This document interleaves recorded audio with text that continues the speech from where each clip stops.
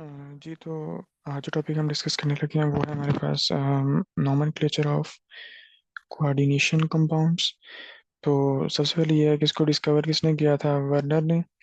और उसके बाद ये मॉडिफाई किसने किया है जी, आईयूपीएसी के जरिए से, वो हम इसके अंदर डिस्कस करेंगे। उसके बाद है हमारे पास नेक्स्ट, मूव करें तो ठीक है, नेक्स्ट आ गए हम।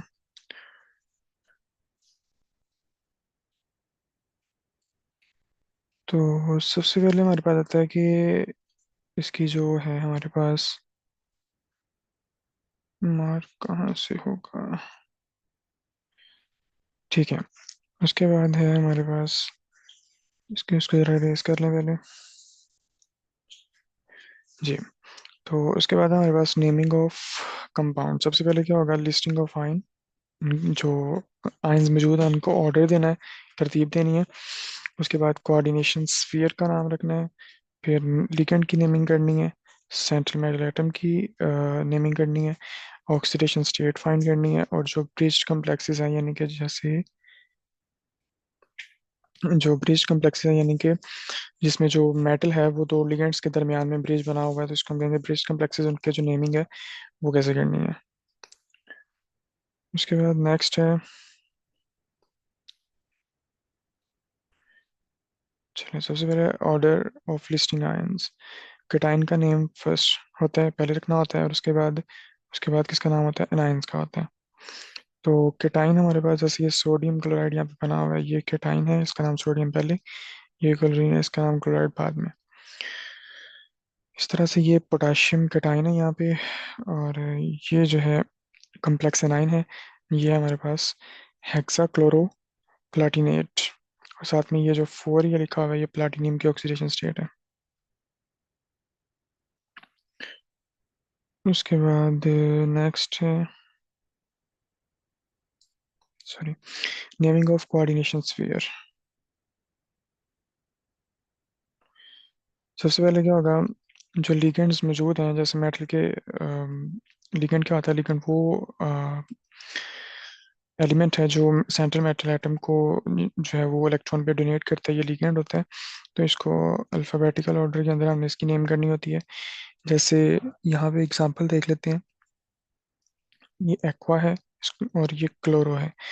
एक्वा ए से है, क्लोरो सी से है, तो एक्वा ए पहले आता है, तो इसलिए ये एक्वा वाला जो है ना, ये एक्वा वाला फर्स्ट पे है, और क्लोरो वाला बाद में है। तो अगर ये जितनी दफ़ा भी है उस हिसाब से डाई ट्राई टेट्रा उस हिसाब से हमें यूज़ करना है। जैसे यहाँ पे ट्राई एक्वा है, ट्राई क्लोरो है, तो वो इस तरह ट्राई एक्वा ट्राई क्लोराइड है। और साथ में ये क्रोमियम है, तो क्रोमेट इसके इसके आगे आ जाएगा, ट्राई एक्वा ट्राई, ठीक है। उसके बाद है कि जो अगर कहते हैं कि the names of the ligand include numerical prefixes. जैसे ये लिगेंड था, इसके अंदर ही वो जो है ना, वो न्यूमेरिकल वैल्यू या न्यूमेरिकल प्रीफिक्सेस हैं, तो इसके लिए हम क्या यूज़ करेंगे, बिस ट्रिस टेट्रा किस वगैरह। तो ये यानी कि अब ये करेंगे, अगर यहाँ पे ऑर्गेनिक जो है ना वो यूज़ होगा हमारे पास, उसके लिए ये टर्म्स यूज होती हैं, ऑर्गेनिक लिगेंड वगैरह जो होते हैं। ये होगा ट्रिस ट्राइफेनाइल फॉस्फीन, इसके लिए ये नेम है। और जो भी मेटल साथ होगा उसका नेम यहाँ पे आ जाएगा।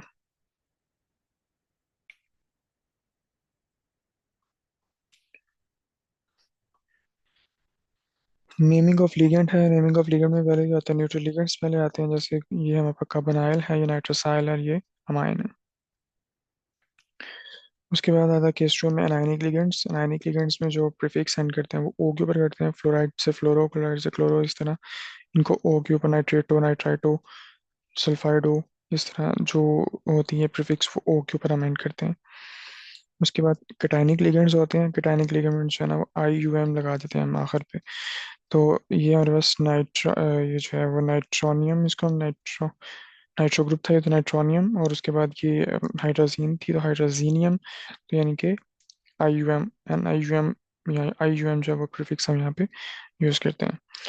सेंट्रल मेटल एटम की जो नेमिंग होती है उसमें हम ए टी ई लगा देते हैं, अगर जो कम्प्लेक्स है साथ में वो क्या है जी, एनाइन है। कहते हैं कि अगर कम, देखो ये कुछ मेटल के लिखे हुए हैं, सिंबल्स लिखे हुए हैं। तो कहता है अगर if sorry if complex is cation और न्यूट्रल, ठीक है, अगर जो कम्प्लेक्स है वो क्या है, केटाइन है, तो उसके नेम ऐसा आ जाएंगे, यानी कि केटाइन है अगर जो कम्प्लेक्स है, तो उसमें जो मेटल होगा वो ऐसा आ जाएगा। लेकिन अगर इनाइन कम्प्लेक्स है तो उस केस के अंदर जो मेटल है उसके नेम के आखिर पे ATE हम यूज करते हैं, ठीक है। क्रोमियम से क्रोमेट, जिंक से जिंकेट, कॉपरेट, निकलेट, इस तरह हम इसको यूटिलाइज करते हैं। उसके अलावा नेक्स्ट मूव करते हैं। नेक्स्ट में ऑक्सीडेशन स्टेट फाइंड करनी होती है। तो ऑक्सीडेशन स्टेट जो है इसको रोमन लैंग्वेज में हम एक्सप्रेस करते हैं, ठीक है। तो ये हमारे पास एक कम्प्लेक्स लिखा हुआ है, ये पोटाशियम है, और हेक्सा जो है वो इसके साथ सियानो ग्रुप लगे हुए हैं, हेक्सा सियानो और Fe। अब यहाँ पे देखें जो Fe है ये हमारे पास केटाइन था, ये वाला ये पॉजिटिव पार्ट है, ये एनाइन है। तो एनाइन जो है यहाँ पे कम्प्लेक्स है, तो इस कम्प्लेक्स एनाइन की वजह से जो मेटल होगा वो उसके आगे हम ATE लगाएंगे, फिरेट। तो पोटाशियम हेक्सासियानोफिरेट और फिरेट जो यहाँ पे हमारे पास मेटल है, सेंट्रल मेटल एटम है, इसकी ऑक्सीडेशन स्टेट फाइंड करनी है।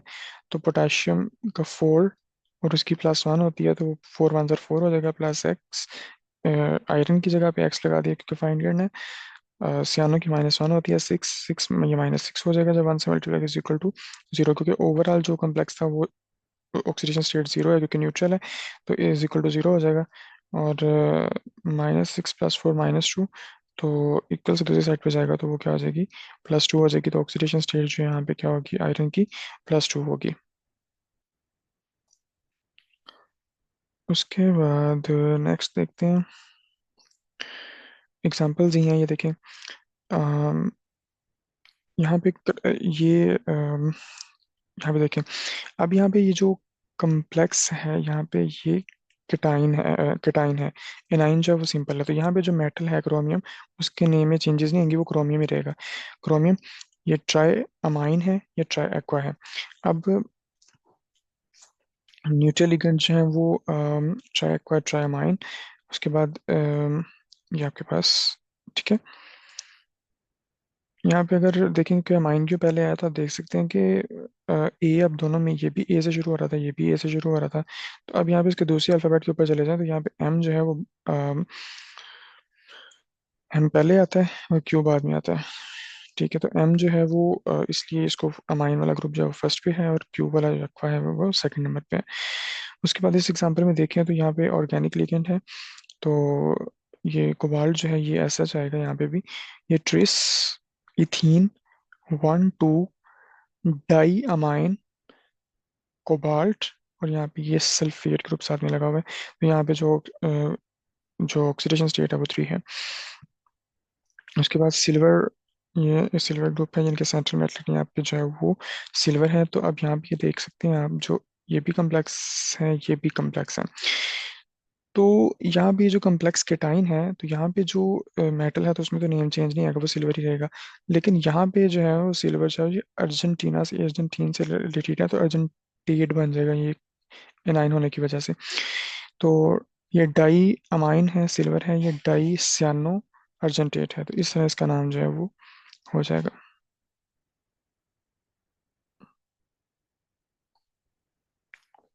नेक्स्ट लास्ट स्लाइड हमारे पास, नेमिंग ऑफ ब्रिज कॉम्प्लेक्सेस। तो नेमिंग ऑफ ब्रिज कॉम्प्लेक्सेस में, ब्रिज कॉम्प्लेक्सेस में देखेंगे आप, तो ये हमारे पास जो है लिखा हुआ है यहाँ पे, ये OH ग्रुप जो है ये यहाँ पे पड़ा हुआ है हमारे पास।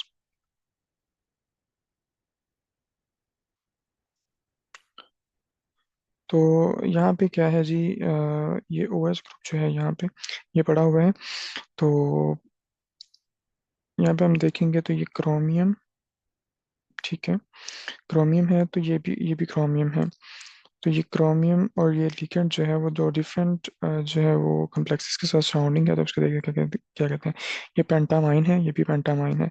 तो पेंटामाइन अमाइन क्रोमियम हाइड्रोक्साइड, फिर पेंटामाइन क्रोमियम, क्लोराइड ये। तो इस दोनों केस के अंदर क्रोमियम की जो ऑक्सीडेशन स्टेट है वो क्या है जी, 3 है। तो ये नेम ज़्यादा इजी था, तो इसी तरह हम इसको रख लें। ये वैसे भी हो सकता है, हाइड्रोबिस है, हाइड्रोक्सीडोबिस, यानी कि इसके के साथ बिस लगा दें, क्योंकि ये तो दो दफ़ा ये वाले हैं पेंटामाइन क्रोमियम, जब वो दो दफ़ा था तो वो 20 साथ में यूज़ करके, और लास्ट में ये हमारे पास कोलेट, तो क्रोमियम की ऑक्सीडेशन स्टेट जो है वो 3 है। तो इस तरह से हम इनऑर्गेनिक कम्प्लेक्सेस की जो है ना वो नेमिंग कर सकते हैं।